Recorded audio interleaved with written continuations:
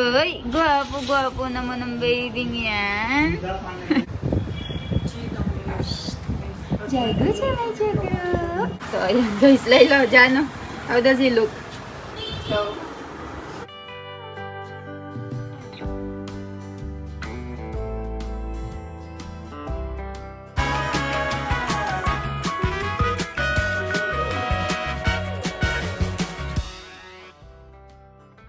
anong ginagawa ni Mami dito? Mami, suka rocho? Sak banawa. Okay ba yan? Galku. So, merong hinahati si Mami dito na vegetable which is called galku. Ayan, para siyang patola sa atin. Anechori, lebego karwano, galku anechori. So, ayan guys. Naghahati na si Mami dito ng galku and dito, nilagyan na natin ng mga masala itong chori. Parang beans. O parang, ang tawag dyan? Kamangyang. Ano kasing kamangyang sa Tagalog? Ayan, ganyan siya. Pinapakuluan na natin. E nalagay ko na yung mga ano dito. Tawag dito, yung mga utensils. Ngayon, magluluto tayo ng pagkain. So, ayan guys, nagluluto na rin kami ng mamra dito or snacks. So, ayan, nakapag ano na ako ng mamra dito, first batch. Uubusin daw namin to lahat. Pwede itong puha. Para okay na yung snacks namin. Hindi na namin kailangang isipin pa. And Milan is right over here na nakaligo na. Doc Milan, good morning. You just took bath. Where are you going right now? Job again. Hindi na natapos yung trabaho niya, guys. So nagtutulong-tulong na kami ni Mami dito. Sobrang gulo ng bahay. Naayos na namin yung dito. And ngayon naman, inaayos ko tong dito sa ilalim para organize tayo. And right over here, dito, tinatapos ko din yung paglilinis ng mga bottles ng baby ko. So, ayun. Ako siya, Mami, kichri? Na, Mix kator. So, itong mix kator naman na to is our food for tonight. Para rate siya na kator. Ayan. So, dito yung kakainin namin for tonight. So, inaano na natin. Pinapa-boil na natin or tawag dyan, pressure cooker. XCD kali. Pachi, rate bagarani si Desidu. Okay, so kailangan lang daw natin hintayin yung 1 whistle and then kakat na natin. Pagkatapos, at night, doon na natin siya i-continue. And ito yung ulam natin for today.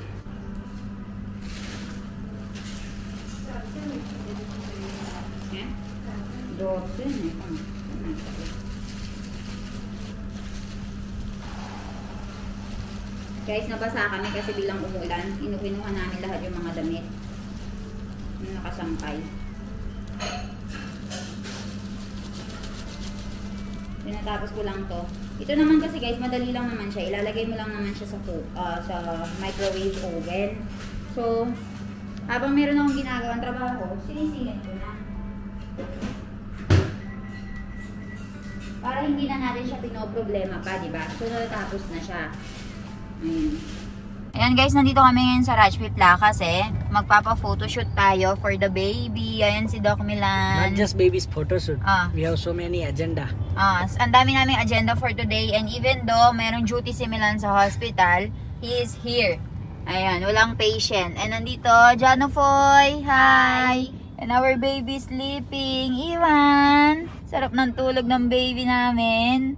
Ayan, magpapa-photoshoot siya kasi magto 2 months na siya, guys.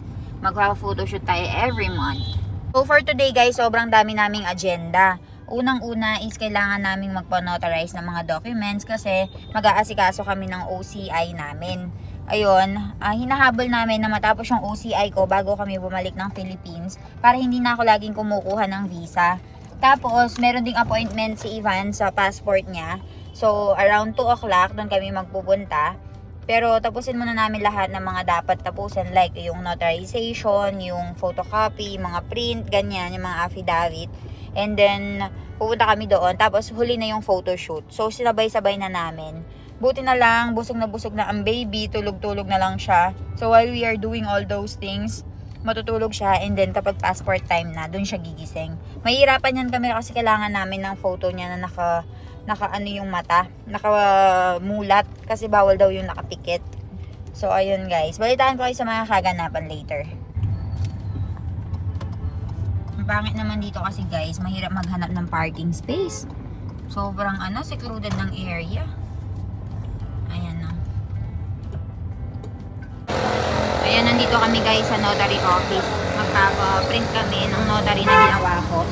Tapos, magpapa-notarize tayo.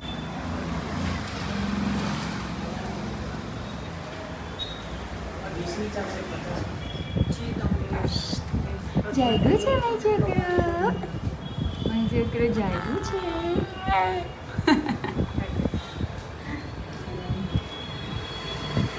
Ano?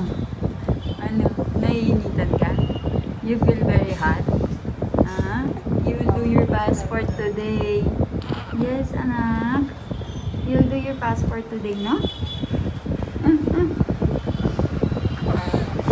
Since magkakaroon tayo ng photoshoot ngayon, guys, bibilhan natin ng salamin si Ivan. So, malapit lang naman yung store dito. Yan natin, guys, kung makakapili tayo. Gising na gising ang bata. Ayan siya. Let's go.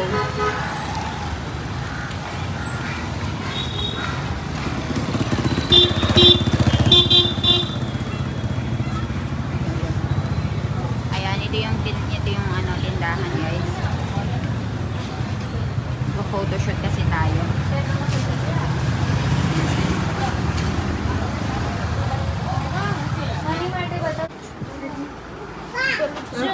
Bittu, you will buy eyeglasses? Which one you like?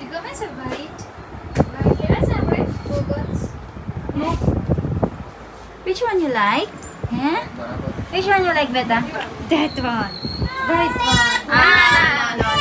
So, ayan guys, Layla, Jano. How does he look? So, Layla, Jano. So, ayan guys, nakabili na kami ng for Ivan. Ayan, for the photoshoot. Ayan, busy din si Doc Milan dito. Nagpapa-photocopy siya ng mga documents natin. So, tapos na kami bumili ng sunglasses ni Ivan, guys. Eyeglasses pala. And ngayon, pupunta naman kami for the passport. Ayan, dito na kami guys sa Seva. Passport Seva, Kendra. Ayan, kasama na natin si Ivan. Magpapa-passport na tayo dito. Nag-normal na lang kami. Hindi na kami pumunta ng surat for the tatkal or for the fast. Passport ni normal na lang namin. Ayun. Napaka-behave naman ng babying yan. I hope hindi ka umiyak mamaya mag-photoshoot. Ivan? Let's go. Kanina pagising ng gising ang baby. Kanina pa siya nakagising, guys. Ngayon naman, when it's about time to take photo, natutulog naman. Why are you sleeping? Ivan? Gusto naman, anak. And dito na kami sa pinagpo-photoshootan natin, guys. So, we'll be doing photoshoot here. Jago, boy. Jago. So, ayan, sineset up na natin kung paano ba natin pipicturean si Ivan. Buo. Tulog na naman ang bata.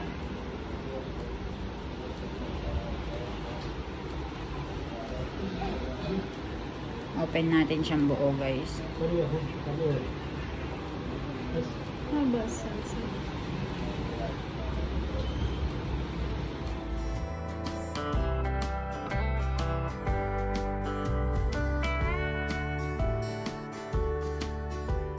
Ivan, anak, kapag nagpapapicture ka, lagi kang tulog. Nainom lang namin siya ng bottle of water, guys. Ayan, bottle of milk pala. Approve. Pinainom lang natin siya ng bottle of milk kasi nga, umiiyak siya. Ivan, Awe, you're full already? Now you will take photos na? Awe. Oh, no, child. Don't want to take photos? No? Bopre, bop. Naayos natin, guys. Look at the setup. Yan si Papa. Kim siya, Papa. Let's go.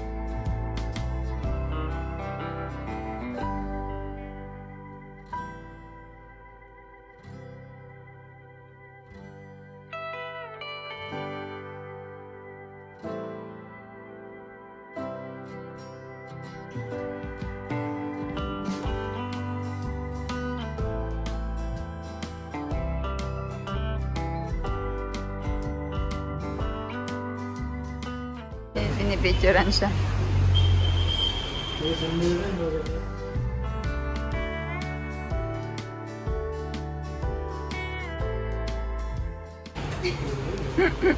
Pariray. चश्मा तेरा ही लेना है ना?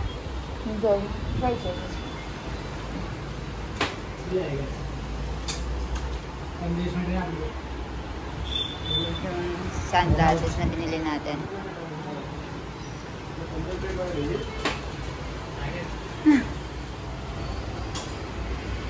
Supportive tita. And supportive father-in-law. Lolo.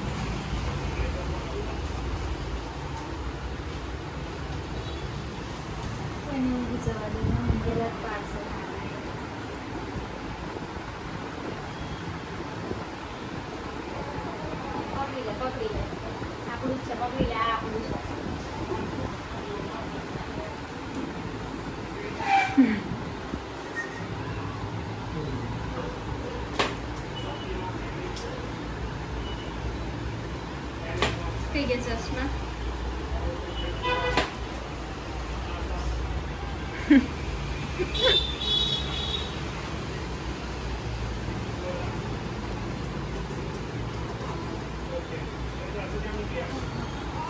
Uy, gwapo-gwapo naman ng baby yan. Ayan. Very good. Very good, very good.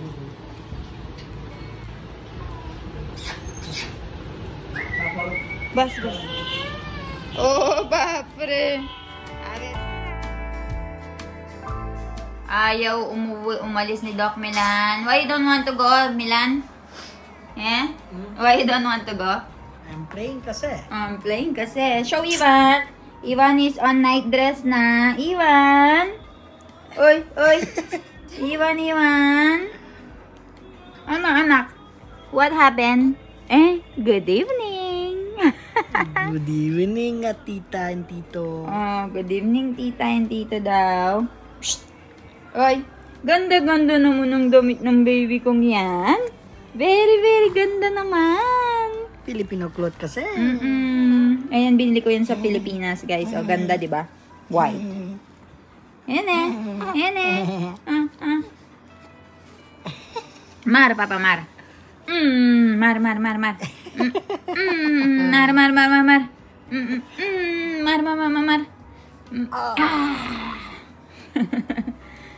Mar. Namalim ha, chocolate namalim. चश्मा काढवा जायचे. He's trying to get daddy's chasma. तर आता ना जे तारा લીધા છે ને તે રીતે તારા ચાલ સેમ થઈ જાવ. ચાલે. એના ચશ્મા પહેરાય તો જોયા તું એના ચશ્મા લઈ આપીએ મને ના ઇમ્પ્રૂવ કરીશ. Black magic. May black magic na nangyayari dito, guys. Nagpunta kasi kami sa airport kanina. Ay, airport. Passport.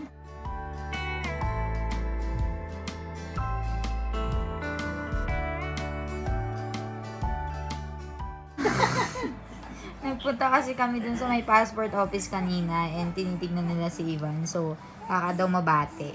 Ayan. Di po? Grabe.